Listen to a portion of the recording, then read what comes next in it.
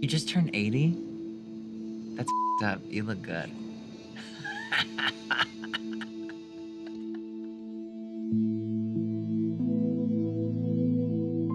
Remember, it was against the law to be homosexual, and Yeah. they called it a disease. We didn't know about gay bars until somebody took me to one. I was probably just underage, and this elderly man in my neighborhood who let all the gay kids hang out in his house. We didn't even use the word gay.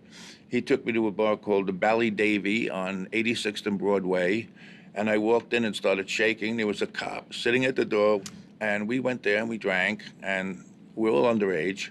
And I saw people going in the back room, and a couple of weeks later, I told my friends I'm going to go in the back room. I came out white as a sheet, and they go, "What were they doing?" I go, "Dancing." Oh, no way. And I went in. They couldn't get me out of there. I danced with every week. I went in there. We did the Cha-Cha Mambo. We danced to Maria by Johnny Mathis, and it was a lot of fun. And then I went to jail 10, 12 times just for being in a gay bar. No fingerprints. They just threw you in a big bullpen. You went before a judge the next day, and the judge would say, "You're wasting my time. Go home." Or you're a bunch of sick, demented perverts. I mean, $20 fine. And we didn't have $20, so the lawyers would send Enid the Hat Girling down, the mafia bosses.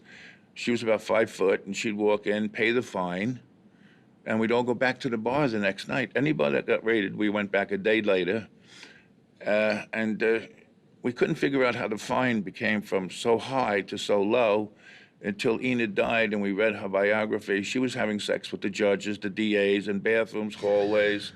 If you look it up, you can read her life story. That's just good business. And I loved her. She was so funny. My baby picture. Is this you? Yep. Oh. I tried modeling. This is you too? Yeah. What about this? That's me. I went as Julius Caesar to a costume party. Oh my God. Look, you are so cute. Still. Thank you. You're on my good side. But do you remember the first Pride you ever went to? The first Pride was not a Pride, it was a march. Okay. My friends were all lined up on 7th Avenue in Christopher. We came out of Mama's Chicken Rib. We said, "Where are you going?" "We're going up to Central Park." I said, "You're walking to Central Park?" They said, "Yes, come join us."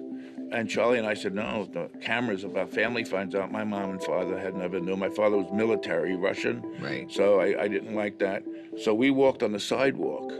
It was parked cars, the march, and traffic going uptown.